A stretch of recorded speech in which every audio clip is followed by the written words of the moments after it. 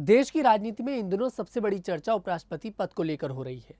यह चर्चा तब और तेज हो गई जब 21 जुलाई 2025 को मौजूदा उपराष्ट्रपति जगदीप धनखड़ ने स्वास्थ्य कारणों से अपने पद से इस्तीफा दे दिया। उनके इस्तीफे ने भारतीय जनता पार्टी और राष्ट्रीय स्वयंसेवक संघ के सामने एक नई चुनौती पेश की है। दोनों संगठन अब एक ऐसे नाम की तलाश में है जो अनुभव, विचारधारा और संगठनात्मक मजबूती का प्रतीक हो। इस दौड़ में सबसे आगे शेषाद्री रामानुजन चारी का नाम उभरकर सामने आ रहा है।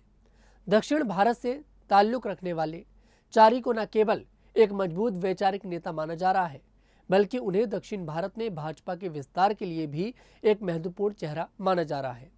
शेषाद्री चारी का जन्म मुंबई में हुआ, लेकिन उनका परिवार तमिलनाडु के तंजावुर से जुड़ा है।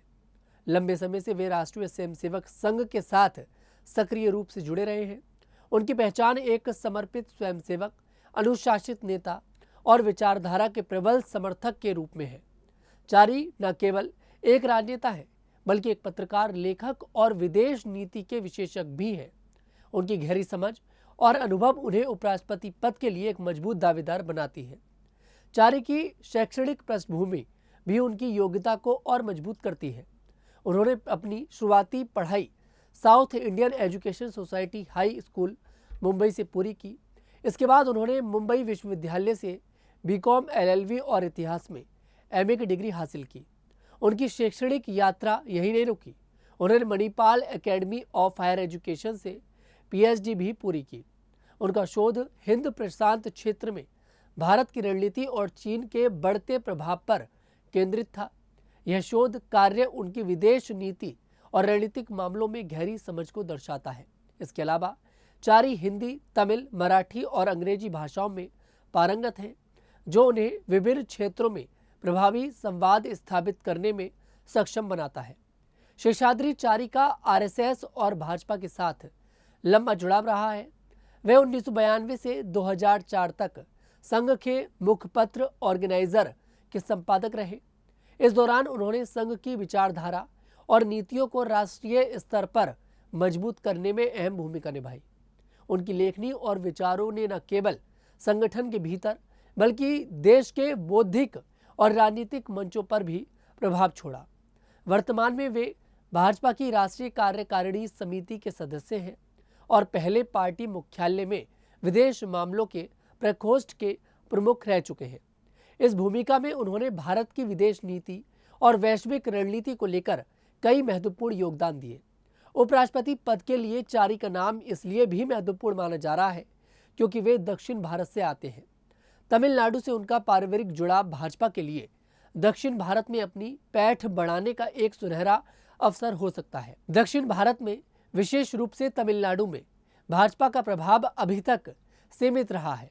ऐसे में चारी जैसे अनुभवी और सम्मानित नेता का चयन न केवल पार्टी के लिए एक रणनीतिक कदम होगा, बल्कि दक्षिण भारतीय मतदाताओं के बीच भी एक सकारात्मक संदेश दे सकता है। उनकी वैचारिक दृढ़ता और संगठन के प्रति समर्पण उन्हें इस पद के लिए उपयुक्त बनाता है। मीडिया रिपोर्ट्स के मुताबिक भाजपा और आरएसएस के बीच चारी के नाम पर सहमति बनती दिख रही है।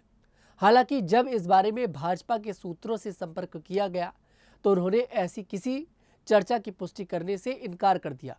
फिर भी यह स्पष्ट है कि चारी का अनुभव और उनकी दक्षिण भारतीय पृष्ठभूमि उन्हें इस पद के लिए एक मजबूत दावेदार बनाती है।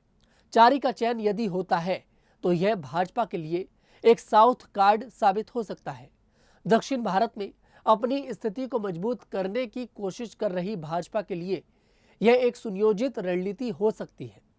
उनकी शैक्षणिक योग्यता, विदेश नीति में विशेषज्ञता और संगठन के प्रति समर्पण उन्हें एक ऐसे नेता के रूप में पेश करता है जो न केवल उपराष्ट्रपति पद की गरिमा को बनाए रख सकता है, बल्कि देश की राजनीति में भी एक नया संदेश दे सकता है।